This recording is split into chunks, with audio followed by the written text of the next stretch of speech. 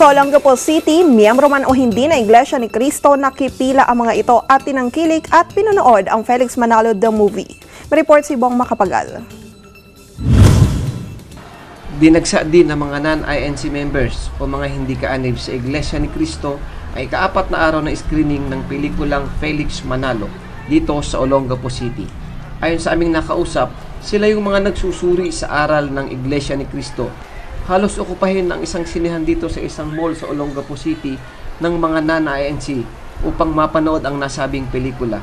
Sinasabi ng mga Iglesia ni Cristo na ang pelikulang Felix Manalo ay ginawa hindi para sa mga miyembro lamang ng Iglesia ni Cristo. Binuo ang pelikulang ito upang lalong makilala kung sino si kapatid na Felix Manalo. Paano niya sinimulan ang pangaral ng Iglesia ni Cristo mula sa iisang tao na si kapatid na Felix Manalo.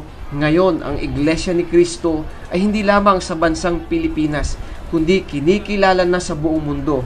Ang pelikulang Felix Manalo ay patuloy na dinadagsa ng mga kabayan natin dito sa Olongapo. At ayon pa sa isang source na aming nakausap, ay tiyak na patuloy itong dadagsain dahil inaasahan nila dito manonood ang mga nasa karatig probinsya mula sa Zambales at ilang bayan sa probinsya ng Bataan. Mula dito sa Olongapo City, Bong Makapagal, Eagle News, and I am one with 25.